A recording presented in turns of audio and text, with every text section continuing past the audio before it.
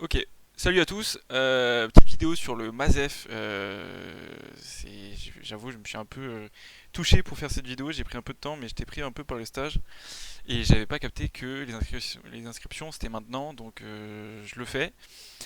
Alors, donc je vous fais la présentation. Donc moi j'étais quoi? Donc je fais un peu la review. Si vous n'avez pas vu la première vidéo.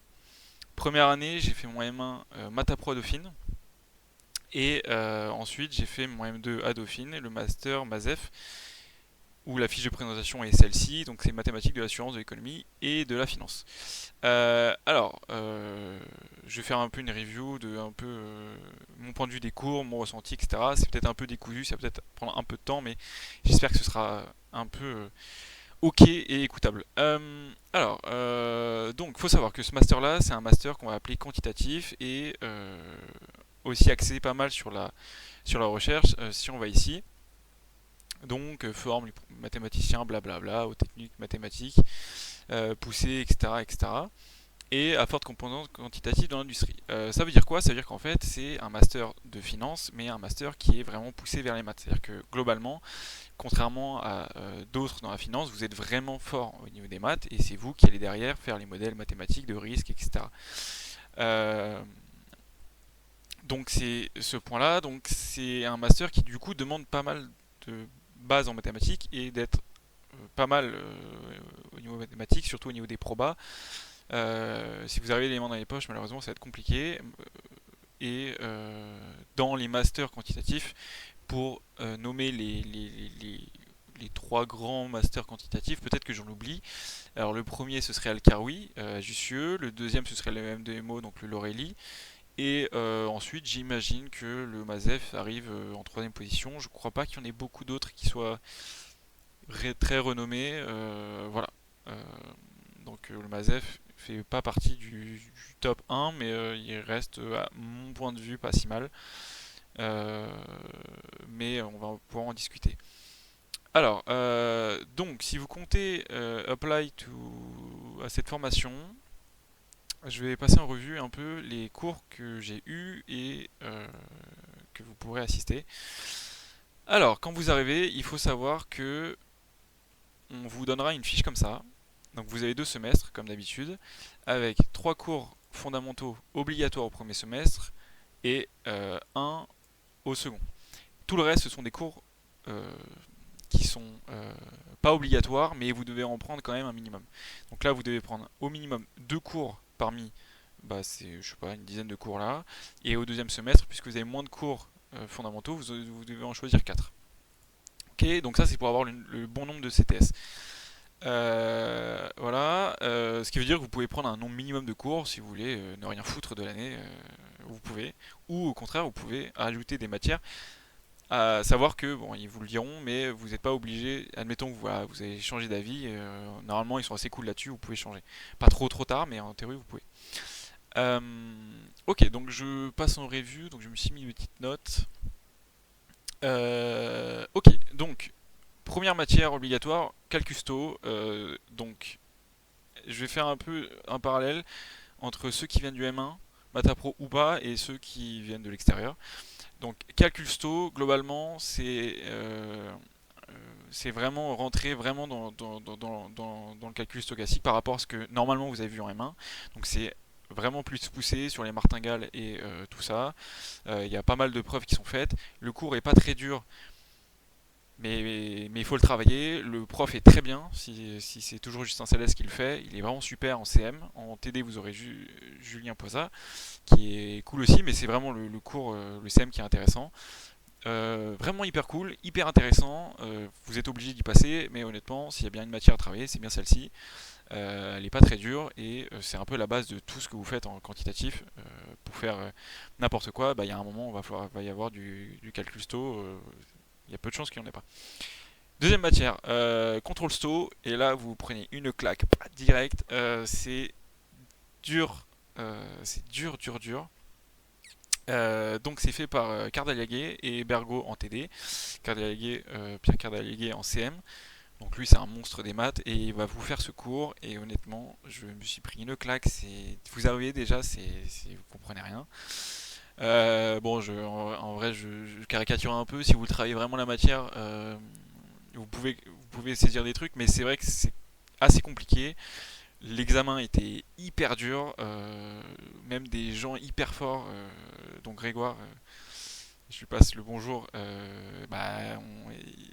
même des gens hyper forts n'ont pas eu forcément des notes incroyables. Donc la matière est vraiment pas simple. Elle demande pas mal de temps de compréhension et beaucoup, beaucoup, beaucoup de bases de maths. Pas tant en calcul sto, mais pas mal en tout ce qui est analyse fonctionnelle. Ça demande pas mal au niveau des normes, de tout ça. Les profs sont un peu tordus, voilà. Mais c'est assez intéressant, mais malheureusement dans l'industrie c'est inutile en général. Le contrôle sto, pour le faire rapidement, c'est comment, admettons que vous avez une action américaine, c'est à quel moment il faut l'exercer de façon optimale. En pratique, c'est jamais utilisé, ou très peu, je pense. C'est vraiment un truc de recherche. Si vous faites de l'appliquer, malheureusement, ça ne vous servira a priori pas, mais vous serez obligé d'y passer parce que c'est un cours fondamental. À savoir que si vous voulez passer l'année et pas redoubler, le minimum à avoir sur les matières obligatoires, je crois, ça doit être quelque chose comme 8 peut-être, ou 10. Ouais, ça doit être 10, je pense, et sur les pas obligatoires, c'est peut-être moins. Mais en tout cas, assurez-vous de ça, parce que si vous tapez une mauvaise note, vous irez au rattrapage comme moi. Même si le rattrapage c'était beaucoup plus simple. Mais voilà, faut le savoir. Monte Carlo et méthode finie, application à la finance, peut-être une des meilleures matières du MASEF. Le Monte Carlo, il y en a partout en pratique, dans l'industrie, c'est hyper intéressant. Vous voyez comment approcher des EDP avec des méthodes de Monte Carlo, comment voilà, approcher des intégrales Sto avec du Monte Carlo. Il y en a partout du Monte Carlo. C'est hyper utile et même dans les interviews des stages où je parlerai après, c'est quelque chose de vraiment important à savoir. Et si vous ne le savez pas, c'est rédhibitoire. Donc là, c'est vraiment une matière, je vous le conseille de vraiment, vraiment la travailler. En plus, il y a un projet à faire et le projet, je vous conseille vraiment de vous y mettre, de faire quelque chose de vraiment cool, de bien fait. C'est vraiment une matière à travailler. Et donc là, on va rentrer dans les matières pas obligatoires. Donc vous devez en prendre au moins 2 au minimum. Et alors je rappelle, au moins 4 au minimum au semestre 2. Et en tout, vous pouvez. Donc là, vous avez quoi? Ouais, 6 matières euh, pas obligatoires, mais 6 minimum. Et je crois que vous pouvez en choisir un maximum de peut-être 8 ou 10. Donc voilà, vous pouvez rajouter, je crois, entre 2 et 4, enfin entre 0 et 4 matières en plus des 6 obligatoires parmi celles qui sont proposées. Euh, Pourquoi je dis ça? Parce que ne vous faites pas avoir, comme moi, à prendre le minimum de matière et du coup, si vous avez une mauvaise note dans une matière qui n'est pas obligatoire, bah, vous passez au rattrapage et si vous avez une mauvaise note à ce rattrapage-là, vous pouvez redoubler. Je n'ai pas redoublé, mais je me suis tapé des sales notes, tu vois, à certaines matières. Donc voilà, faites attention. Moi, je vous conseille et vous verrez en fonction de ce que je dis, de prendre une petite matière en arabe, voilà, au cas où, comme ça, si ça passe pas, vous avez l'autre qui vous évite de passer au rattrapage. Première matière, donc Practice of Structure and Commodity Derivative Market, blablabla, fait par Emeric Khalif. Ouais, vous verrez, tous les cours sont en anglais, il n'y a normalement aucun problème, même moi qui suis vraiment nul en anglais, normalement il n'y a aucun problème. Et en plus, ça va travailler votre anglais. Donc ce cours-là, vraiment cool, mais en fait c'est de la vulgarisation en gros des marchés, il n'y a pas de maths, il n'y a pas de théorie, c'est de la pratique, de la pratique, de la pratique. Simplement il va vous parler de vraiment de ce qui se passe vraiment en interne, de la vraie pratique de la finance. Et donc c'est plus un cours de culture G, c'est pas très... Est-ce que ça va vous servir? C'est la culture G, je peux pas dire que ça vous sert ou pas, c'est la culture G. J'ai trouvé ça très intéressant. En revanche, je pense qu'il faut quand même de bonnes bases pour arriver dans ce cours-là, sinon vous allez juste rien comprendre comme moi, et à la fin vous avez quand même un petit projet, mais pas très dur. C'est un peu anecdotique, mais globalement, je vous conseille de vraiment travailler, si vous voulez cette matière-là, d'avoir une bonne idée des marchés avant. Ne serait-ce que les trucs de vol, des skews de vol, des smiles de vol, etc., etc. Termes structure, beaucoup d'equity, donc voilà, c'est important d'avoir un peu ça en tête, sinon vous allez juste rien comprendre comme moi, et c'est chiant en fait. Machine Learning Finance, qu'est-ce que j'ai dit moi? Ah oui, donc moi, bon, ça je l'ai pas fait. Alors moi j'ai fait la première matière, donc celle-ci je l'ai pas fait. Et j'ai fait celle-ci, donc j'ai fait ces deux-là, Valuation et Practice. Donc la deuxième, ça je l'ai pas fait, donc je vais parler, mais pas, je peux pas trop en dire. Je sais juste que de ce que j'ai entendu, bon, c'est un peu inutile parce que la Machine Learning en Finance, bah il y en a pas, ou très peu. À moins que vraiment vous ayez une idée précise de ce que vous faites, de ce que vous voulez faire, bah, auquel cas ça peut être utile. Sinon, je vois pas trop l'intérêt. Sauf que si vous êtes curieux, bah pourquoi pas. C'est pas hyper simple, mais ça se fait. Optimisation continue, pareil, je l'ai pas fait. Théorie qui sert un peu à rien et compliqué, je crois. Mais encore une fois, si vous êtes curieux, bah, pourquoi pas. Et au pire, vous allez à quelques cours, ça vous plaît pas, vous arrêtez.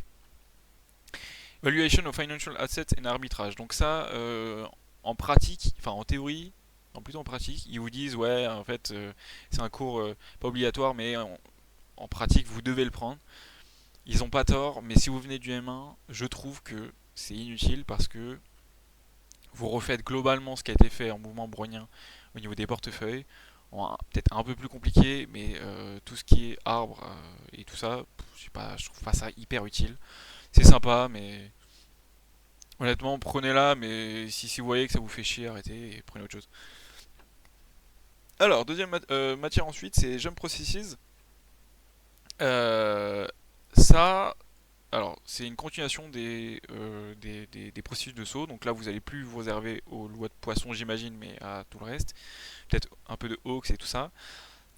J'imagine que c'est sympa au niveau des maths. C'est un cours qui, en pratique, doit être un peu utile, mais pas tant que ça, parce que des processus de saut, je suis pas sûr qu'il y en ait beaucoup. Ça reste un cours quand même intéressant, mais moi personnellement, si j'étais juste dans l'année de vouloir faire des trucs purement pratiques, je sais pas si je le prendrais. En tout cas, ça dépendrait, j'imagine, de ce que je vais faire plus tard. Mais en tout cas, je pense qu'il, lui, honnêtement, dans le top des cours à prendre, je pense qu'il est vraiment très bien. À la fin, je ferai un classement de ce que je trouve intéressant ou pas. Game Theory, je l'ai pas fait et je pense qu'on s'en fout un peu. Et je crois que c'était même, je crois qu'il y avait même un problème, il était même pas enseigné, je sais plus. Bon, en tout cas, je pense OSEF. Ça, je sais pas. Honnêtement, je sais pas. Je pense qu'on s'en fout un peu. Ça, on s'en fout. Et ça, pourquoi pas. Commodity, si vous en faites un peu. Alors, commodity, c'est tout ce qui est les matériaux. Voilà, si vous le faites de l'électricité, je sais pas, du cuir, tout ça. Pourquoi pas. Je l'ai pas fait, mais dans le nom, ça a l'air intéressant à voir avec les profs. Ou moi, j'avoue, je crois pas qu'il y en ait beaucoup qui l'aient fait. Donc voilà. Donc au niveau des deux minimums, et sachant que vous pouvez en prendre 3 ou 4, moi je prendrais lui, pourquoi pas, parce que Culture G, Valuation quand même, parce que par principe, mais bon j'avoue que j'ai trouvé ça pas hyper ouf, et j'aime Processes, parce que c'est sympa, et voilà. Et pourquoi pas, et ça peut être un peu utile. Voilà, cours facultatif en plus, donc C++ et VBA honnêtement, faire du C++ avec un prof et du VBA, bah non en fait, les gars on n'est plus dans les années 80, si vous voulez faire du C++ et du VBA, ce qui est très utile, faites-le vous-même. Euh, je vous conseille de le faire vous-même, vous pouvez suivre ça mais honnêtement on se fait un peu chier et vous irez plus vite tout seul. À savoir que bon, les langages de programmation, c'est la grande question. Je vais faire une petite aparté, mais alors globalement, ce qui se fait, c'est Python, C Sharp, VBA et alors non, plutôt Python, C++ et ou VBA, C Sharp, parce que VBA et C Sharp, ça va un peu ensemble, parce que C Sharp, c'est le langage de Microsoft et c'est actuellement ce que je fais en stage. C++, bah, c'est un peu la base et c'est toujours utile. Et Python, c'est très utilisé et très simple à apprendre. Je pense que la base, c'est vraiment Python. La plupart du temps, on demande du Python et moins souvent du C++, C Sharp. Et VBA, c'est toujours un peu utile. En fait, du Excel, de toute façon, vous allez en faire, donc familiarisez-vous avec Adobe et Excel, tout ça, c'est toujours utile. Semestre 2, cirque de conférence, stratégie, acteur, machin. Bon, alors c'est pas ce prof-là qui l'a fait, mais globalement, c'est alors, c'est quoi? C'est en théorie, c'est quoi? C'est des gens enfin des gens connus et intéressants de la finance qui viennent vous voir et qui vous parlent d'un sujet et tout. Moi, je sais que on a eu, ah putain, j'ai plus son nom. Bon, le mec a fait de la Revol, qui est prof à Jussieu et qui est venu vous parler de la Revol. C'est intéressant, c'est vraiment la culture G. Vous êtes pas obligé d'y aller, mais c'est conseillé quand il y a il y a eu des conférences intéressantes. Il y a un mec qui est passé pour parler de produits structurés, c'était intéressant. Et la note se fait sur quoi? Elle se fait sur un projet où en gros vous aurez un article de recherche et vous devrez faire une critique ou un travail dessus. Tout le monde, ouais, en groupe en plus, c'est un peu chiant, mais les cycles de conférences, certains sont intéressants, d'autres moins. Et le projet à la fin est un peu chiant, mais pas très dur. Alors, semestre 2. Alors, on a 3 blocs, donc vous devez choisir 4 cours, et donc au moins dans 2 blocs, sachant que moi, j'ai pas pris aucune matière dans le bloc 3, parce que le bloc 3, c'est pour ceux qui aiment, qui adorent la théorie, les machins, moi j'en avais comme ça. Donc j'ai rien pris dedans, c'est que des trucs, si vraiment vous êtes passionné, c'est probablement très, très intéressant, mais alors moi, non merci quoi. Et je voulais un peu des trucs utiles. Alors, bloc 1 et bloc 2. Je vais parler globalement parce que le bloc 3, je pourrais en parler peut-être un peu, mais surtout bloc 1 et bloc 2, c'est globalement ce que les gens prennent. Rockvol, j'ai pris. Alors, faites attention les gars. Rockvol, prenez ça que si vous avez une matière en plus, c'est-à-dire que là, vous devez en choisir 4. Prenez-en 5 si vous voulez Rockvol.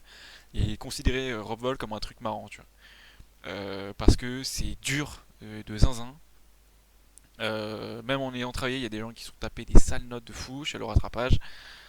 C'est très dur et ça parle de quoi? Ça parle de comment en fait faire un modèle de volatilité rugueuse qui permet de coller à ce que ressemble la vraie volatilité dans historique. Euh, Parce qu'en fait elle oscille beaucoup plus que ce qu'on a dans les modèles quand vous prenez un modèle d'Eston par exemple. C'est très intéressant au niveau juste voilà de savoir ça. En pratique ça ne sert à rien. Pourquoi? Parce que et même globalement même les modèles de vol sto c'est utile mais et voilà, il y a plein de moments en fait où en banque on va vous faire juste du Black Scholes parce que nous des fois en fait on veut juste des résultats rapides en fait. J'en ai rien à foutre moi d'avoir un modèle qui me sort une valeur un peu mieux si ça prend 2 heures pour calculer le truc. Et en plus en banque, eux ils ont déjà leur modèle interne, ils ont rien à foutre de tout changer, des trucs qui marchent par un truc Rovol et tout. Les gens vont vous dire oui, alors en fait c'est utilisé dans les fonds, je suis même pas sûr que ce soit utilisé, et dans les banques, rien à foutre. Tout ce qui est Rovol, control sto et tout, je peut-être que je me trompe, hein, mais pour moi c'est un peu inutile. Le contrôle, bah, vous l'avez pas, et Rovol, personne code ça, donc et c'est une merde à coder, donc non. Mais intéressant, très dur, donc prenez ça en plus si ça vous intéresse. Je trouve ça très intéressant, mais voilà. En plus Hoffman, très bon prof. Reinvestment learning, pareil un peu pour machine learning, c'est pas utile en pratique en finance, mais si vous aimez bien tous ces trucs-là, pourquoi pas, ça peut être intéressant. En revanche, faites attention, ce cours-là n'est pas Dauphine, il est pas loin de Dauphine, mais il est pas Dauphine. Et j'avoue que moi, là, j'avais une flemme de faire des allers-retours. En plus, je crois qu'il n'y a pas une cantine là-bas, enfin bref. Donc voilà, faites attention, il y a des cours là, par exemple, ici il précise, c'est à Sorbonne, c'est à Sorbonne. Lui, il est fait avec le MASH et peut-être le MVA, peut-être que je dis de la merde. En tout cas, il est pas Dauphine. De ce qu'on m'a dit, c'était un peu intéressant, mais en pratique, en finance, non, donc j'ai vite abandonné. Projet Python, PyTorch. Alors là, on dort en fait. Je croyais que c'était hyper intéressant, en fait, ça pue.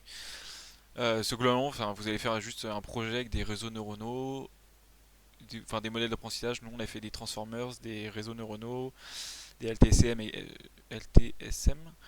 Euh, ouais, ok. C'est un peu inutile, honnêtement. On s'en fout un peu. Sauf si vraiment vous aimez bien l'apprentissage.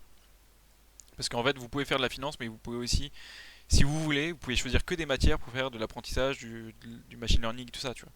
Mais moi, j'imagine que si vous venez au MASEF, c'est pas pour faire ça, c'est plutôt faire soit une thèse, ce qui marche très bien après MASEF, soit, soit bah, juste d'industrie financière directe, quoi. Et machine learning. Il y a des postes, mais autant prendre un autre master, je dirais, que lui, genre le MASH ou le MVA, j'imagine. Mais pourquoi pas. Gestion globale des risques, fait par le Pinet. Alors, gestion globale des risques, le cours il est un peu gaze. Pourquoi? Parce qu'en fait, vous êtes avec les ISF classiques, du coup, le niveau est un peu plus bas. On s'emmerde un peu, mais c'est intéressant parce que gestion globale des risques, en fait, vous en avez. souvent, et juste, même si vous en faites pas tout de suite, vous en verrez probablement plus tard. Euh, donc intéressant, pas très dur, honnêtement, je vous conseille de prendre ça. Microstructure des marchés financiers, j'ai commencé à faire ça, je me suis cassé à une vitesse parce que ça pue sa mère, c'est nul de chez nul, et je pense que ça sert à rien, mais si la microstructure ça vous intéresse, pourquoi pas. En revanche, la note était très simple à avoir, donc si vous voulez une note facile, euh, pourquoi pas. Si vous visez juste des notes, évidemment. Moi, c'est pas mon cas, mais je sais qu'il y en a certains, c'est le cas. Je regarde juste mes notes. Ok, alors contrôle saut et marché de l'énergie, pourquoi pas, c'est très simple. Pour une bonne note, je crois qu'il y a même eu des 20 faciles et tout. Parce que c'est juste un oral en fait, c'est pas un examen. Et microstructure, je crois que c'est juste un projet. Donc ça c'est cool, tu vois, parce que t'as pas un examen. Et bon, si vous voulez faire du marché de l'énergie, pourquoi pas. Il y a un peu de contrôle STO, mais je crois que c'est très léger par rapport à ce que vous faites au premier semestre.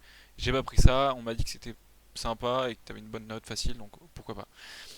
Modélisation stochastique de la courbe de taux, ça j'ai fait. Je pense que vous êtes quasiment obligé de le prendre. C'est hyper utile. En fait, vous faites juste des courbes de taux, ce que vous faites quasiment jamais. Enfin, il n'y a aucune autre matière où vous faites ça, je pense. Peut-être là, parce qu'il y a un peu de taux d'intérêt, mais ouais, sinon c'est tout. Là, honnêtement, c'est très bien fait. Le cours est très sympa. Il y a des maths faciles. Enfin, c'est que du calcul taux, quoi. Et où vous passez en revue tous les modèles de courbes de taux et comment la modéliser stochastiquement. Mais vu qu'il y a tellement de choses à savoir, c'est pas très dur, mais à ce côté-là, il y a tellement de modèles et tout ça que ça peut vite devenir un peu chaud parce que l'examen ça demande quelques, euh, quelques preuves et tout ça, donc bon, voilà. Et donc le troisième bloc, honnêtement, là c'est vraiment si vous êtes soit en thèse, soit maso, soit passionné. Je pourrais pas trop parler de tout ça, mais tout ça, ça a l'air sympa, mais je ferais pas. Enfin, je ferais si j'étais pas noté, quoi. Donc il y a 4 cours. Non, je passe très vite sur le bloc 3, mais j'avoue, j'ai rien à dire. Donc 4 cours minimum, dont au moins 2 blocs. Moi, j'ai pris que dans les deux premiers blocs et j'ai pris quoi? Revol, projet Python, gestion et modélisation. Donc là, j'en ai pris que 4. Erreur à pas faire, vous en prenez 5, je pense. Comme ça, s'il y a une des matières parmi les 4 où vous plantez, vous avez la cinquième qui, en théorie, va vous sauver. Voilà, ça c'est pour mes conseils. Ok, donc on a passé un peu en revue. Je crois que j'ai été rapide. Enfin, j'espère que j'ai été pas trop long et concis et que ça vous donne une bonne idée de ce que vous faites. Si je devais faire un revue à peu près, et c'est un peu le cas de ce qu'on me dit de tous les masters, que ce soit Alcaroui, M2MO et celui-là, en fait, vous apprenez pas grand-chose par rapport au M1. Vous consolidez des bases que vous avez déjà, vous étendez un peu vos connaissances, mais globalement, pour l'industrie, en théorie, mais ça, évidemment on peut pas le faire. Si vous sortez du M1, vous pouvez facilement vous former, enfin en théorie vous pourriez vous former en banque directement. Vous avez, je pense, très peu besoin. Enfin honnêtement le Mazef, il n'y a quasiment rien qui m'a servi quoi. Sauf Calcusto et Monte Carlo et Courbe de Zo. Voilà.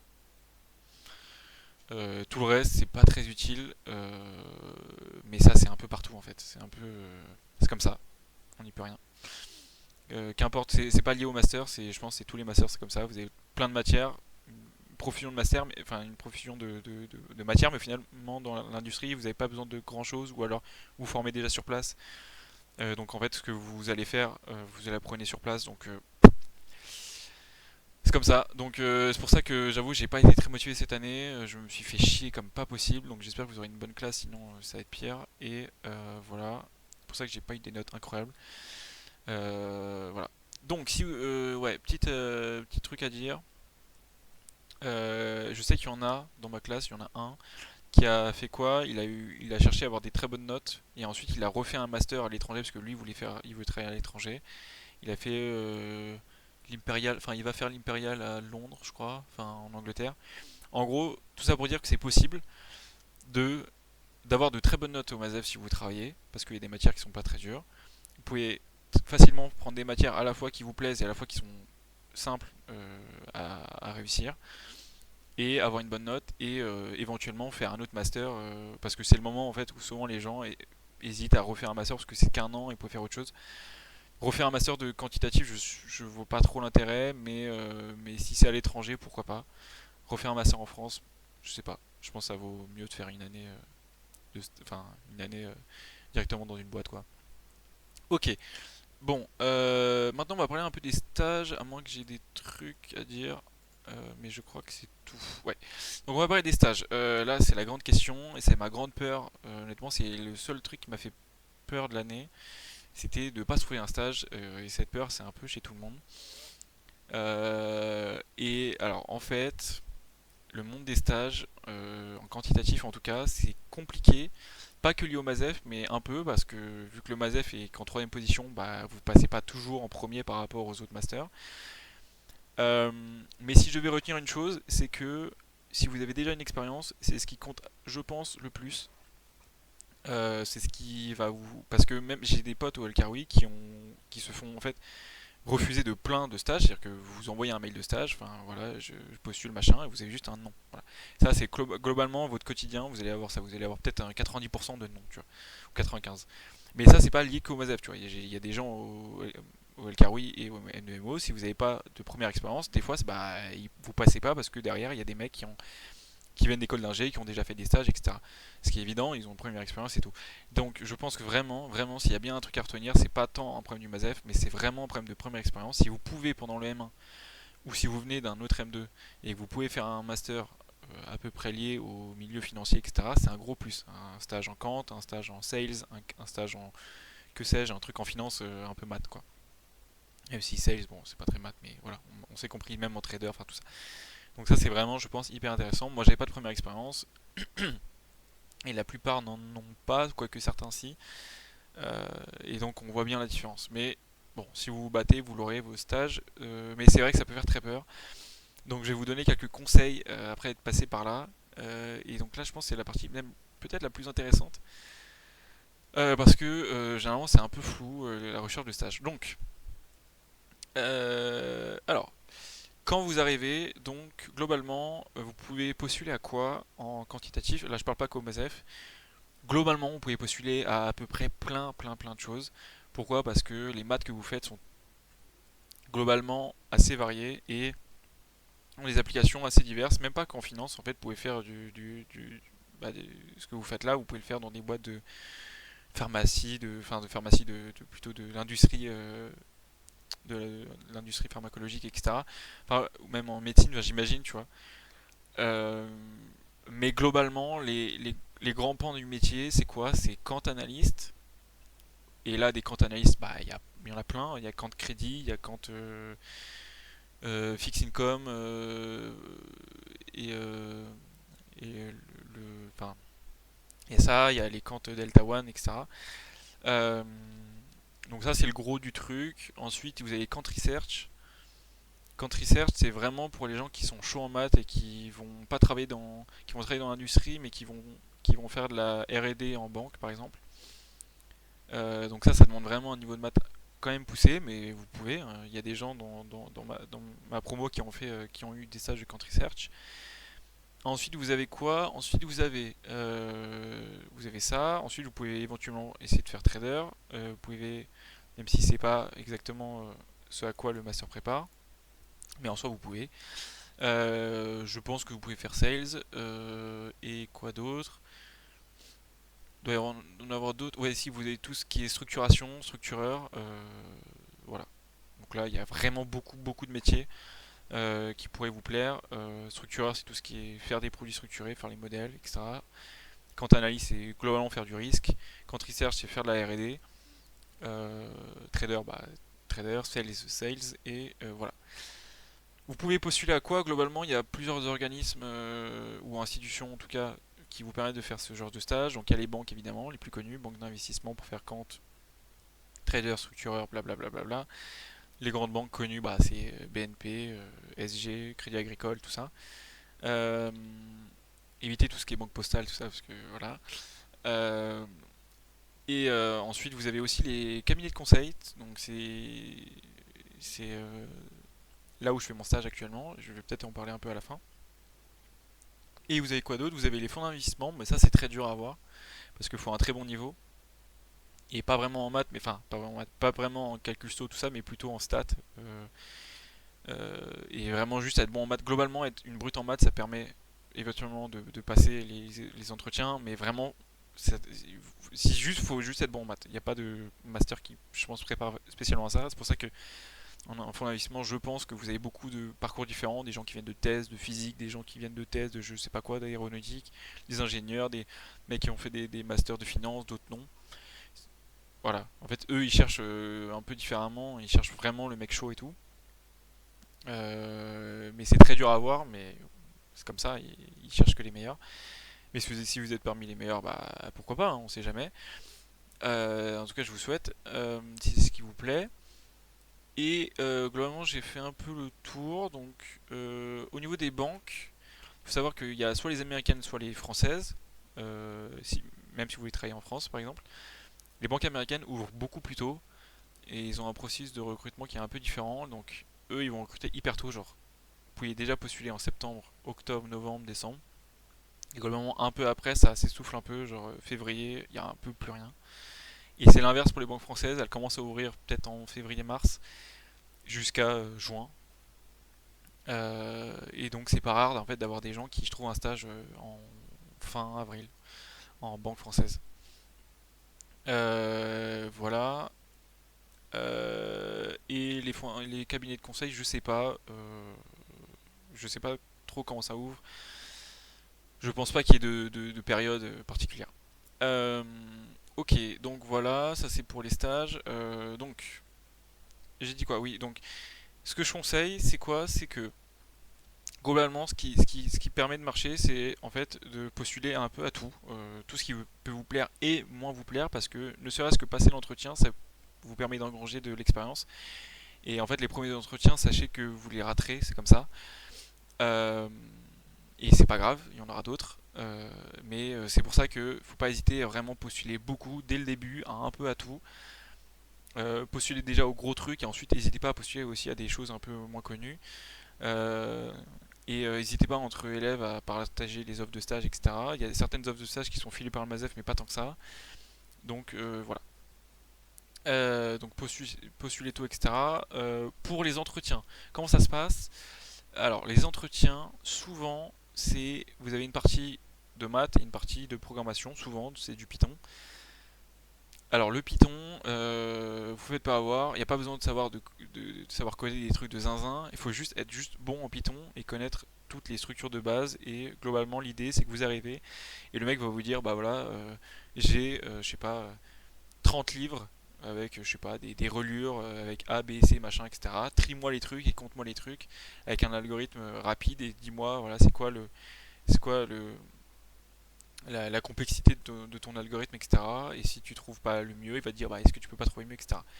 Globalement, c'est un peu comme ça que ça se passe. Il n'y a pas besoin de savoir des choses très profondes, mais il y a quand même besoin de savoir juste les bases. Vraiment, être juste bon avec les bases, ça vous permet de passer les screenings de Python. Il faut juste vraiment connaître bah, les structures de base, les dictionnaires, les arrêts, les trucs comme ça. Et les méthodes de tri, c'est important. Donc ça, c'est tout ce qui est côté Python. Et côté maths, globalement, ce qui va vous être demandé, c'est Calcusto et Monte Carlo. Globalement, c'est ça. Je sais qu'il y a certains stages où, en gros, vous avez une sorte d'examen à passer en ligne. Genre, je crois que c'est chez Natixis ou chez Murex. C'était comme ça. Et donc, en fait, vous faites juste un examen et à la fin, vous passez ou vous passez pas. Et donc, ça, c'est beaucoup de Monte Carlo, beaucoup de Calcusto et le reste, pas vraiment. Ah oui, donc, petit aparté, donc, dans les boîtes dans lesquelles vous pouvez postuler, les plus connus donc, étant donc BNP, SG, Crédit Agricole, HSBC, ça c'est les gros trucs. Ensuite, vous avez Natixis, Murex, ça c'est dans les banques. Les fonds d'investissement, vous avez Cube, vous avez SquarePoint, et Citadel, enfin, mais ça c'est des gros trucs, mais voilà. Et, mais n'hésitez pas à juste pas vous réserver juste aux gros trucs genre BNP, SG, même si SG prennent beaucoup de stagiaires. Postulez à tout ça, mais aussi postulez à Natixis, Murex, et même à des choses moins connues. Euh, ok, est-ce que j'ai un truc à dire? Ouais, alors moi, comment j'ai trouvé mon stage? J'ai un peu filouté. En gros, ça me faisait un peu chier. Enfin, j'ai pas beaucoup postulé, mais c'est un peu compliqué d'avoir une interview. Je vais en avoir, je sais pas, 5 6. Euh, Globalement, moi, ce que j'ai fait ensuite, c'est que j'ai récupéré tous les mails des RH, de cabinet de conseil par exemple, et j'ai envoyé un mail et j'ai dit voilà, voici mon CV, je chercherai un stage qui irait en adéquation avec mes compétences, et j'avais été rappelé le lendemain et ça avait abouti à un stage. Alors même qu'il n'était pas proposé sur le site de la boîte dans laquelle je travaille. Ce que je veux dire par là, c'est que globalement, vous pouvez postuler. Globalement, les offres pour postuler, vous allez les trouver par exemple sur LinkedIn, sur les trucs de chez BNP, etc. Mais le problème, c'est que vous avez vraiment beaucoup de mecs qui apply et c'est compliqué. Donc, je vous conseille évidemment de passer par là, mais également de chercher un peu, de faire du réseau, d'aller chercher la meuf sur LinkedIn, le mec sur LinkedIn qui gère le truc RH, etc., d'envoyer son CV, de parler un peu, de trouver tous les mails RH, d'envoyer des mails, etc. C'est souvent, on sous-estime un peu ce pouvoir d'aller parler directement à la personne qui est responsable, pas forcément du stage, mais bah, des ressources humaines au sein de l'institution dans laquelle vous voulez apply. Et souvent, bah, ça permet vraiment de débloquer un truc et de passer devant tout le monde en fait. Donc, vraiment, je vous conseille de faire ça. Voilà. Voilà, est-ce que j'ai d'autres trucs à dire? Je crois pas. En tout cas, de toute manière, je suis actif, donc dites-moi en commentaire si vous avez des questions, il n'y a aucun problème, je répondrai. Encore une fois, bon, la vidéo est un peu décousue, mais je sais que dans pas longtemps, les gens doivent accepter leur vœu, donc j'espère que la vidéo sera ok. Quant à moi, j'ai trouvé un stage en quant analyste dans une boîte de conseil qui s'appelle Axis Alternative, donc là je travaille à côté d'Opéra. Et pour vous donner un exemple de ce que je fais, actuellement je suis en train de travailler sur implémenter un pricer de CDO et CDS, enfin de tranches de CDO et de CDS. Et c'est quoi? Bah, c'est simplement des produits de crédit qui sont connus pour être responsables de la crise de 2008. Globalement, bah voilà, en fait toute la journée, vous allez faire un pricer avec des articles de recherche, des articles de comment pricer le truc, et en fait toute votre vie ça va être codé en fait, coder, donc il faut savoir aimer coder, il faut être bon en code, et globalement vous êtes bon, voilà. Et n'ayez pas peur, enfin moi j'ai vu, je me suis formé globalement sur place parce que les trucs de crédit, je savais pas ce que c'était, CDO, CDS, on les voit jamais. Courbe de taux, bah, j'en ai fait un peu, mais voilà, j'étais moins fort qu'en equity, et je fais du C Sharp VBA, et je savais pas coder en C Sharp ni VBA, et aujourd'hui je sais coder en C Sharp VBA, donc tout ça pour dire, n'ayez pas peur, vous vous formerez pour la plupart sur place. Ne croyez pas que vous savez faire tout avant d'arriver. Globalement, vous savez rien et vous allez tout apprendre sur place. Voilà, dites-vous ça. Vous ne savez rien et vous allez tout apprendre. Et c'est ok. Ouais, petit truc intéressant. Donc voilà, là c'est la page de Dauphine. Vous l'avez en allant dans insertion professionnelle et idée de sage. Et ensuite, vous pouvez choisir donc la mention, le parcours. Et donc là, on a tous les stages du MASEF qui ont été trouvés, dont moi ici d'ailleurs, on voit on voit mon salaire. Euh, et voilà. Et donc on voit toutes les boîtes, le secteur, le salaire, dont on s'en fout un peu plus. Et donc en fait on peut se rendre compte à peu près de ce que les gens font. Et c'est intéressant, ne serait-ce que pour savoir à peu près même. Moi je sais que quand je cherchais un stage, je savais même pas les boîtes, à part les boîtes connues, chez qui je peux apply en fait. Ça c'est le gros problème, c'est savoir chez qui je peux apply. Peut-être que c'est que moi, mais en tout cas c'est intéressant d'avoir ce genre de liste parce que vous pouvez découvrir des boîtes que vous n'auriez pas connues sinon. Par exemple, ici, je crois que j'ai. Voilà. Ici, j'ai les anciens stages de chez Al Karoui. Et en fait, vous avez tous les stages depuis 2007. Donc en fait, c'est très bien. Genre, vous pouvez trouver PWC, machin, je connaissais pas. Calion, Société Générale, bon, ça va. X6 Bank, je sais pas ce que c'est. HSBC, bon, ça va, etc. Donc en fait, c'est assez cool parce que vous pouvez avoir une idée de ce qui est possible de faire. Et voilà. Et par exemple, cette année, il y a eu quoi? Il y a eu. Alors, il y a un mec qui a fait data scientist, pourquoi pas. Ah ouais, ouais, ok. Vous pouvez très bien faire ça si vous faites un parcours plus, comme j'ai dit, machine learning, tout ça. Vous avez donc là, il y a un mec qui fait assistant trader. J'ai un pote qui est allé en Corée du Sud faire de la recherche dans une université. Lui, il voulait vraiment faire une thèse et tout ça. Donc, hyper cool. Là, j'ai un mec chez Natixis, très, très cool. En tant qu'assistant trader, un mec chez Murex, bon, je sais pas, XVA, ok. Banque de France, Natixis, la Sugden, ça c'est un pote qui est allé à Londres et qui est chez un broker, je crois. Ça c'est moi dans un truc de conseil pour faire du quant analyste. Il y a un mec qui a fait. Si vous voyez 4 euros, bah c'est de la recherche. Ils sont payés rien du tout, c'est pauvre. Ces pauvres âmes. Il y a un mec chez EDF, machin, et dans les autres années, je sais qu'il y a eu du BNP. Alors il n'y a pas eu tout parce que je sais qu'il y a un mec cette année qui a fait. Il y a eu du Quant Research, il y a eu un mec qui a fait Equity, je sais plus quoi, chez BNP. Donc voilà, donc si vous voulez la donner, en vrai, il n'y a aucun problème, vous allez trouver. Voilà, donc là il y a du BNP, il y a du Murex, enfin il y a des trucs sympas. Si vous la donnez, Deloitte, très cool. Murex, BNP. Donc tout ça pour dire que n'ayez pas peur, ça tombera. Juste donnez-la vous. Ça c'est. Ah, c'est pas moi, mais ça c'est un autre mec qui a travaillé dans la boîte, je savais même pas. Donc voilà, donc tout ça pour dire. Donc pour résumer, le stage ça fait peur, mais honnêtement vous allez trouver. C'est comme tout le monde, on est tous dans la même galère. Si je dois garder quelques points clés, donc postuler à peu près à tout, passer par les RH, n'hésitez pas. Moi, comme j'ai fait, bah, j'ai trouvé tous les mails des RH, j'ai envoyé un mail groupé avec mon CV, etc. Euh, postuler. Ne perdez pas espoir et trouvez un truc qui vous plaît. Et puis voilà, tout ira bien. Et puis ensuite, vous êtes lancé et puis vous pourrez faire autre chose. Et voilà. Mais n'hésitez pas à viser des trucs hauts comme des trucs moins hauts. Enfin, vraiment, n'ayez pas peur.